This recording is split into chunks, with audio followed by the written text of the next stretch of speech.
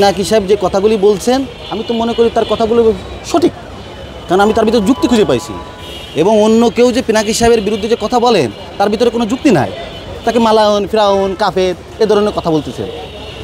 তিনি একটা অমুসলিম, সে অমুসলিম থাকা অবস্থায় এদেশের সে নাগরিক ছিল না, দেশের নাগরিক না, তার রাইটগুলি আছে না, আপনি তার রাইটগুলি দেবেন না?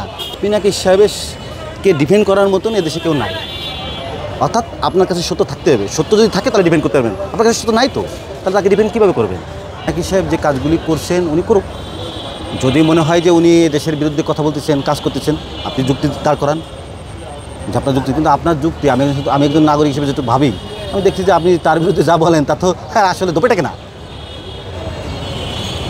সুতরাং উনি যে ভিডিও বার্তাগুলি দিচ্ছেন উনি তো শুধু একজনের সমালোচনা করেন যে সাবেক প্রধানমন্ত্রী খালি সমালোচনা করছে, তা তো না। উনি তো যখন যেটা প্রয়োজন হয় উনি তো ভাই ফেরেস্তা না বা সর্বসেরা না যে উনি সব সাইডে ওনার কথা উনি বলতে পারবেন, তাই না? তো ওনার সামনে যেটা আসেন, উনি যেটা বলেন সেটা তো সঠিকভাবে আমার কাছে মনে হয় যে সঠিকই।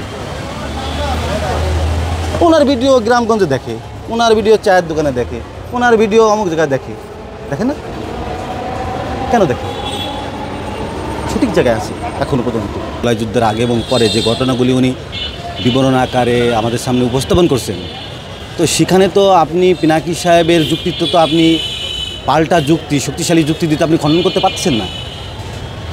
খণ্ডন যদি আপনি করতে পারেন, সেই যুক্তি আনেন সামনে, আপনি তো আনতে পারতেছেন না। পিনাকি তো ডিপেন্ড করতে পারতেছেন না। পিনাকি সাহেবের ব্যাপারটা তো এদেশের জনগণ নিচ্ছে, তার ফ্যান ফলোয়ার আছে। তাই পিনাকি সাহেবকে ডিপেন্ড করতে হলে আপনাকে সঠিক যুক্তি দিয়ে, শক্তিশালী যুক্তি দিয়ে ডিপেন্ড করতে হবে। কিন্তু পিনাকি সাহেবের কেউ ডিপেন্ড করতে পারতেছে না। সুতরাং পিনাকি সাহেব যে কথাগুলি বলতেছে সেটা তো আমার চেতনার সাথে, আমার এই রাষ্ট্রের ব্যাপারের সাথে একমত হয়ে যাচ্ছে। তাহলে আমি পিনাকি সাহেবের কথাকে আমি ফেলাবো কীভাবে? শুধু পিনাকি না, যে কেউ যদি যুক্তি দিয়ে কথা বলে তার সেই যুক্তিটা আমার কাছে যদি তার শক্তিশালী যুক্তি না থাকে তাহলে সেটা আমার নিতে হবে। তা আমি তো পিনাকি সাহেবের যুক্তির বাইরে কোনো যুক্তি দাঁড় করাতে পারতেছি না। তাহলে আমি পিনাকি সাহেবকে আমি খারাপ বলবো কীভাবে? খারাপ বলার তো কারণ নাই, খারাপ বলার কারণ তো থাকতে হবে। ধরেন বাংলাদেশে 16 বছরে যে শাসন ব্যবস্থা কায়েম হয়েছে, একটা নির্বাচন যে ব্যবস্থা তোনার ভিতর দিয়ে গেছে, এটা কি আপনি অস্বীকার করতে পারবেন যে একটা ভালো নির্বাচন হয়েছে? হয়নি তো। একজন প্রধানমন্ত্রী তিনি বললেন তার পিয়ন 400 কোটি টাকার মালিক। তাহলে একজন প্রধানমন্ত্রী তিনি কি এটা জানেন না? ওনারা তো সমস্ত টুলস দিয়ে বসানো হয়েছে, যেভাবেই বসছে তো সেটা তো উনি, এটা তো উনি ওর মুখে বলে, তাহলে উনি কি এদেশের প্রধানমন্ত্রী থাকতে পারে? তখনকার তো ছিল তো, কারা রাখছে ওনাকে? পিনাকি সাহেবের বিরুদ্ধে যেসব অভিযোগ আপনারা দায়ের করতেছেন এটা একদম খোঁড়া দুর্বল যুক্তি, দোপেটাকে না। সুতরাং পিনাকি সাহেব যে কথাগুলি বলছেন আমি তো মনে করি তার কথাগুলো সঠিক, কারণ আমি তার ভিতরে যুক্তি খুঁজে পাইছি। এবং অন্য কেউ যে পিনাকি সাহেবের বিরুদ্ধে যে কথা বলেন তার ভিতরে কোনো যুক্তি নাই। তাকে মালাউন, ফিরাউন, কাফের এ ধরনের কথা বলতেছেন। তিনি একটা অমুসলিম, সে অমুসলিম থাকা অবস্থায় এদেশের সে নাগরিক ছিল না, দেশের নাগরিক না, তার রাইটগুলি আছে না, আপনি তার রাইটগুলি দেবেন না? আপনি তাকে গঠনমূলক সমালোচনা করেন, আপনি তো গঠনমূলক সমালোচনা করতে পারতেছেন না। আপনি তো আপনার মতন করে বানাইয়ে সানাইয়ে তার নামে অপপ্রচার চালাচ্ছে। এটা তো খায় না জনগণ, তো খাবে না। আরে ভাই, 71-এর চেতনা, 71-এর জিনিস, এটা দিয়ে আমি কী করব? আমার যদি পেটে ভাত না থাকে, আমি যদি কথা বলার সুযোগ না পাই, আমি যদি আমার নাগরিক অধিকারগুলো যদি না পাই, তাহলে আমি ওগুলো দিয়ে কী করবো? বা 24 দিয়ে আমি কী করবো? 24 তো এখন ডিফেন্ড করার সময় নাই। 24 যে আসছে এটা তো আপনি এটাকে নাকচ করতে পারতেছেন না, কারণ সেই পথে তো 24 যায়নি। যেই চেতনা দিয়ে আমার ব্যবসা করতে হবে, বাণিজ্য করতে হবে, এই করতে হবে, সেটা করি নেই। এখন আপনি একজনের নামে অভিযোগ আনবেন, সেই অভিযোগে আনা তারা প্রুভেন হতে হবে, তা তো নাই।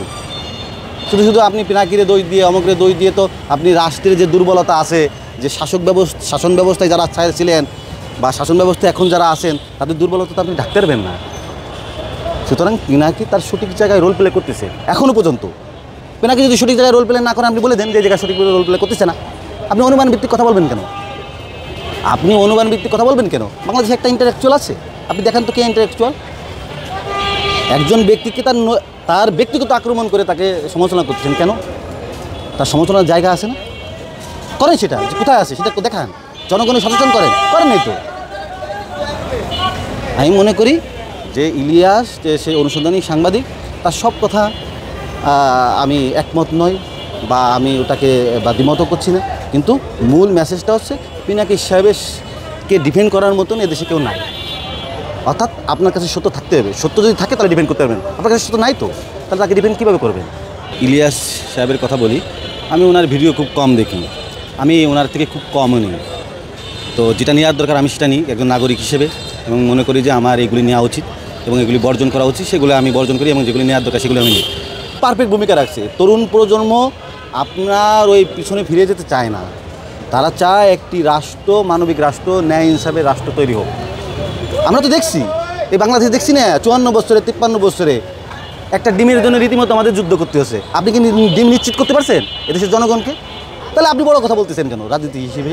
আপনি কিসের রাজনীতি করছেন? আপনার কাছে একটা প্রশ্ন আমি রাখি, আপনি কি স্বাধীনতার পরে এমন কোনো নেতার নাম বলতে পারবেন যার রাজনৈতিক আদর্শ অনুসরণ করলে বাংলাদেশ একটি আদর্শ এবং উন্নত রাষ্ট্র হিসেবে গড়ে তুলতে পারত? আমার মনে হয় আপনি তা পারবেন না, আমার মনে হয় আপনি তা পারবেন না। যদি কেউ বলে নাম বলতে চাই তো বলুক, তার কী রাজনৈতিক আদর্শ আছে? নাই তো। রাষ্ট্র তো আপনার রাষ্ট্র গড়ে নেই, আপনি তো রাষ্ট্র গড়তে নেই, জনগণের মতামত নেননি, আপনি আপনার মতন করে রাজনীতি করতেছেন।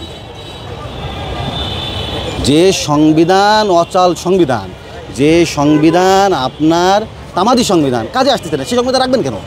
কী কারণে রাখবেন আমার বলেন? কী আছে ওর ভিতরে? কয়ের খ, গয়ের ঘ, উমস, অমুক অনুচ্ছেদ, তমক অনুচ্ছেদ জোড়ায় ফেলাইছে। পরিষ্কার বলেন, সংবিধান 15 পৃষ্ঠা 16 পৃষ্ঠা সংবিধানে হয়ে যায়, আপনি 15 সংবিধানে আপনি নাগরিক অধিকার কি এটা সিলেক্ট করেন, এটা সিলেক্ট করেন, এরপরে আইন কানুন দিয়ে সুন্দর করে আপনি দেশ চালান। অর্থাৎ আপনার নাগরিক অধিকার খর্ব করতে পারবে না, সেটা সিলেক্ট করেন, সেটা সিলগালা করেন, তারপরে আপনি অন্য কিছু করেন, আপনি করবেন না। আমাদের দেশে বিদেশি শক্তি বলেন না যাই বলেন, এদেশে এলিটটা মিলে এমন একটা ব্যবস্থাপনা রাখতে চায় যে ব্যবস্থাপনা সাধারণ নাগরিকের জন্য কোনো কাজে আসে না, মানে সাধারণ নাগরিকের অধিকার রক্ষা করবে না, ওই এলিট শ্রেণীদের স্বার্থ রক্ষা করবে। এটা হলো মূল তাদের চিন্তা চেতনা। ক্ষমতাসীনদের সবসময় প্রশ্নের উপর রাখতে হবে, প্রশ্ন আকারে রাখতে হবে। যদি প্রশ্ন আকারে রাখেন তাহলে ক্ষমতাবানরা স্বৈরশাসকের পথে যেতে বাধা পাবে, যাবে না।